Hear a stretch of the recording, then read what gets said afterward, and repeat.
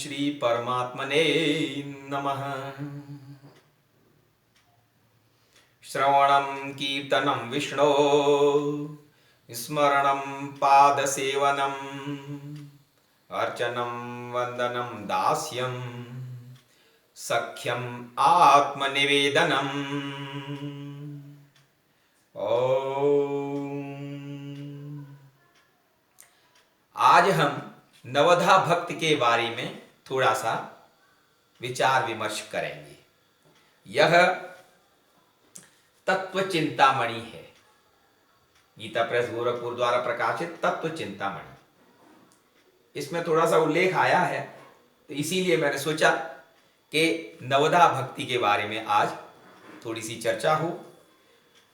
तो नवधा भक्ति के बारे में जैसा कि श्रीमद् भागवत महापुराण में है कि जब प्रहलाद भक्त प्रवर प्रहलाद के पिताश्री हिरण्यकश्यपु ने जब पूछा कि बेटा बोल, तू क्या जानता है, क्या सीखा है तूने, तो श्रीमद् भागवत महापुराण में प्रहलाद ने अपने पिता के प्रति इस भक्ति के लक्षण बताए और 9 भेद नवधा भक्ति के कहे हैं।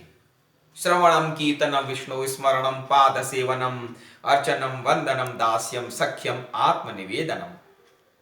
अर्थात भगवान के नाम रूप गुण और लीलाओं को प्रभाव सहित प्रेम पूर्वक राजा परीक्षित के अनुसार सुनने का नाम श्रवण भक्ति है।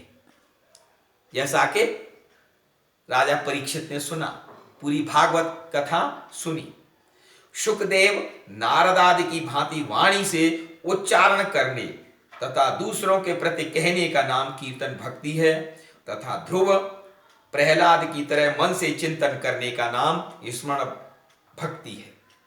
तो श्रवण के लिए अगर हम एक और दृष्टांत दें तो विभीषण भी जो है वो भगवान के नाम का ही श्रवण करते करते और भगवान की शरण को प्राप्त हुआ और लंकेश भी बना। जैसा कि रामचरितमानस में कहा गया है कि जब शरणागति हुई विभीषण की तो कहा कि श्रवण सुयस सुनियायहु प्रभो भंजन भव भीर त्राहि त्राहि आरति हरन शरण सुखद रघुवीर। सुंदरकांड में 45वां दोहा कि मैं कानों से आपका सुयश सुनकर आया हूं और प्रभु भव जन्म मरण के भय का नाश करने वाले हैं। हे दुखियों के दुख दूर करने वाले और शरणागत को सुख देने वाले श्री रघुवीर, मेरी रक्षा कीजिए, रक्षा कीजिए। तो ये श्रवण का ही फल था और श्रवण करते ही रुक्मिणी मैया ने जो है भगवान श्री कृष्ण की भक्ति प्राप्त की, नारायण की, और उनको पत्र लिखा था। श्रुत्वा गुणान् भुवन सुंदर श्रीमतां ते निर्विश्य कर्ण विवरहरतु अंगतापम रूपम दृशां दृश्यमतां अखिलार्थ लाभम त्वयि अच्युता विशति चित्तपम त्वयि अच्युता विशति चित्तम पत्रपम मे। तो क्या है? श्रुत्वा गुणान, भगवान के गुणों का ही श्रवण करके। तो श्रवणम कीर्तनम, तो श्रवण के बाद फिर कीर्तन। सबसे बढ़िया कीर्तन अगर दृष्टांत जिसका दिया जाए वो चैतन्य महाप्रभु हैं। कीर्तन की बात कही जाए तो जय देव का गोविंद है, जय देव का गोविंद है, गीत गोविंद है। तो ये कीर्तन की जो बात आई है। अब श्रवण के पश्चात अब कीर्तन का हम उदाहरण ले रहे हैं। श्रवणम कीर्तनम विष्णु, विष्णु जी का श्रवण कीर्तन करना। श्रवणम कीर्तनम विष्णु स्मरणम। अब स्मरण के लिए यहाँ पर जो उदाहरण दिया गया है वो है ध्रुव और प्रहलाद का। ध्रुव से भी आगे प्रहलाद जी चले गए, क्योंकि श्रीमद् भगवद गीता में कहा गया है कि प्रहलादश्चास्मि दैत्यानाम, मैं दानवों में भी मैं प्रहलाद हूं, भक्त प्रवर प्रहलाद हूं। पिता ने कितने कष्ट दिए, ध्रुव जी को तो सिर्फ गोद से ही उतारा था, लेकिन प्रहलाद को कितना कष्ट दिया। पर्वत से फेंका, समुद्र में फेंका, होलिका की गोद में बिठाया, फिर भी वो स्मरण करते रहे और ध्रुव जी ने भी किया ओम नमो भगवते वासुदेवाय। हाँ, तो ये हुआ। अब अगली बात जब आती है तो श्रवणम कीर्तनम विष्णु स्मरणम पाद सेवनम।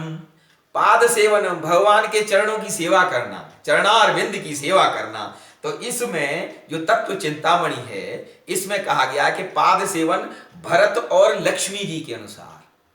तो भरत जी तो पादुका लाए थे भगवान राम की वन से, और लक्ष्मी मैया तो हमेशा पाद सेवन करती रहती हैं, और विष्णु जी अपनी योग निद्रा में, ध्यान निद्रा में ही रहते हैं। हाँ? योग भी ध्यानम गम्यम। तो ये पाद सेवन की जो बात है ये लक्ष्मी मैया की, हाँ, और भरत जी की उदाहरण के योग्य है।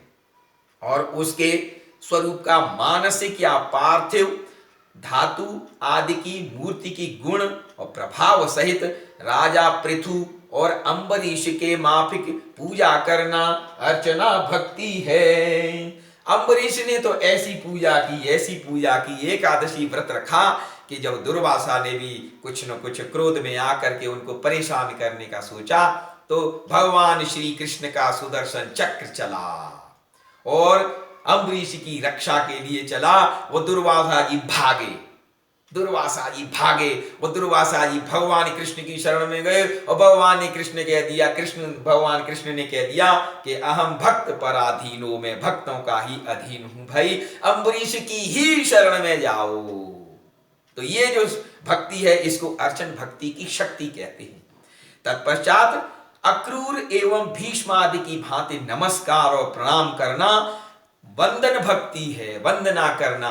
और वंदना में तो अगर सही बात देखी जाए, उदाहरण देखा जाए तो वो है गजेंद्र मोक्ष। इतनी सुंदर स्तुति, एक पशु योनि का गजेंद्र, और वो भगवान की स्तुति कर रहा है, बहुत ही सुंदर है गजेंद्र मोक्ष। गजेंद्र मोक्ष के पश्चात अब लक्ष्मण और हनुमान आदि की भांति दास भाव से आज्ञा का पालन करना दास्य भक्ति है। तो दास्य भक्ति की जो बात आई है तो सबसे अच्छा है दास्य भक्ति अगर देखी जाए तो गोपी गीत की देखी जाए। गोपी गीत में दूसरा श्लोक है, क्या है?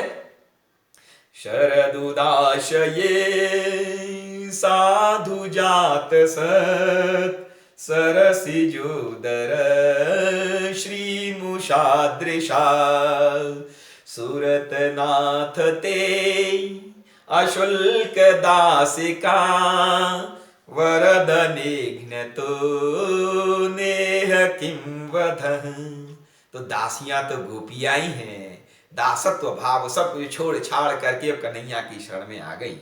इसके बाद में अर्जुन और उद्धव की भांति सखा भाव, भगवान ने कहा भी गीता माता में, भक्त वसी में सखा चेत, तू मेरा भक्त है, तू मेरा सखा भी है, मैं तेरा जो है सारथी बनने के लिए तैयार हूं।